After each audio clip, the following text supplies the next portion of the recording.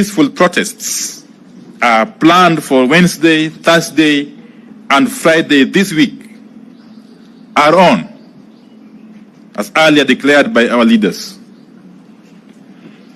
These protests will go on in line with Article 37 of our Constitution, which, as you all know, provide for freedom of peaceful assembly and picketing. And no person, no authority has got the power to suspend the operation of Article 37 of our Constitution. No person, no authority, no agency, not William Ruto, not Kithure Kindiki, not Nderitu Gachagua who? Yes, no person and anybody purporting to stop demonstrations is deluding themselves, because they have got no that power or authority. Now we can also confirm that the signature collection is also going on and will proceed side by side with the protests. This exercise is also protected under Article 1 of our Constitution. The people have decided to act directly. And who are we to go against the wishes of the people? And having said this, we wish to set the record straight on a couple of things that Kenya Kwanza got wrong last week in their response to the ongoing protests. Now, Kenya Kwanza claimed that protesters are being paid.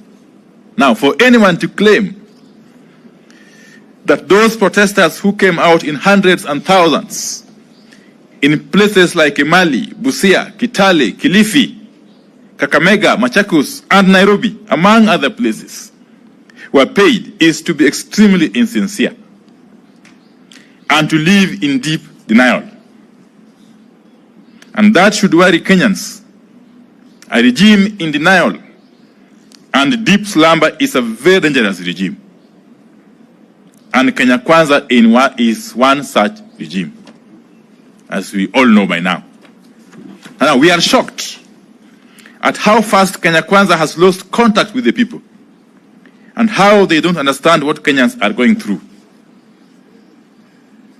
Kenya Kwanza claims that the protests are not about the cost of living. In their view, the cost of living is not so high as to warrant protests. That is how a regime that has abandoned people's agenda thinks. And Kenya Kwanza is obviously one such regime. Because Kenya Kwanza does not seem to understand or know how hungry and angry Kenyans are.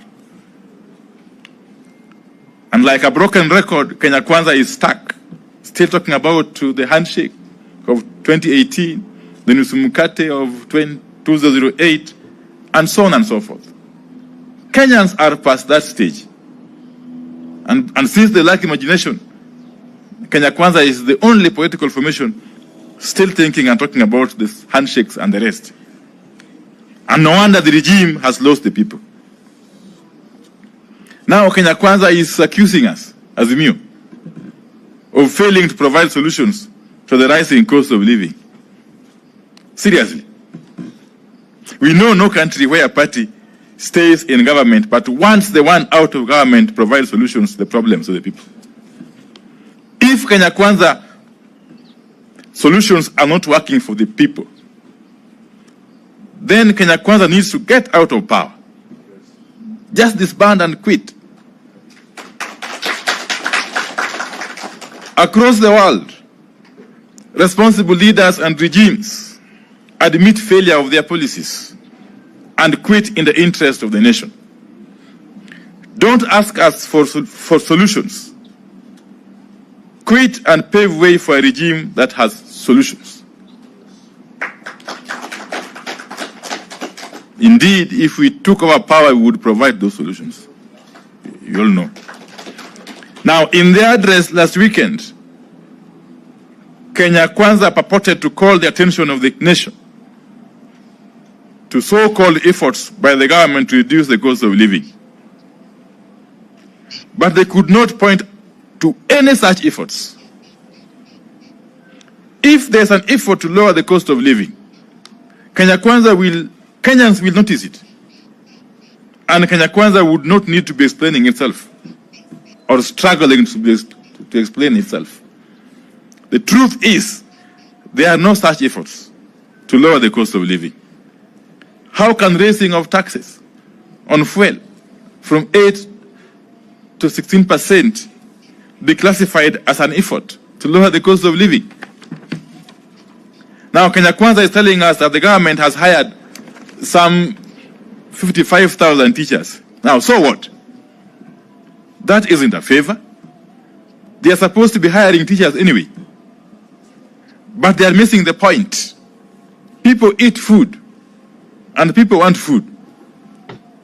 Even the teachers they are crying about, even the teachers are crying about the cost of living and high taxes and low salaries. Hiring teachers doesn't reduce the cost of living. What is the point in hiring a teacher, then taking away his entire salary through taxes? What is the point in hiring workers and turning them into slaves? We encourage Kenya Kwanza to move past generalities of constantly reminding Kenyans that Kenya Kwanza is a legitimately elected government. People want food. People don't eat government, legitimate or illegitimate. Yeah. Give them food and they leave the streets. Yeah. The legitimacy or credibility of any government is seen in the way it governs and treats people. If a regime is a failure, like Kenya Kwanza is, it does not matter how legitimate or otherwise it is, because people simply want food. Now, Kenya Kwanza is talking about the Hustler Fund and the plan to roll out the next phase and so on and so forth. Now, Kenya has never had a shortage of funds, like youth fund, women fund, and you can count them. And yet again, people don't eat funds, you know. People eat food. And people don't eat in faces. Yes, people eat today, okay? And every day. So don't tell Kenyans about Hustler Fund at its next phase. Just tell Kenyans how food will be affordable now, today. And they will leave the streets. Otherwise, if you don't do that, be ready to face these people in the streets for as long as it will take. Hire your militia, as many as you want to hire, but the people will not leave the streets. Namna hiyo? Yes. So I think I want to leave it at that point and ask my brother, the Honorable Leader, Senator Mazayo, to continue.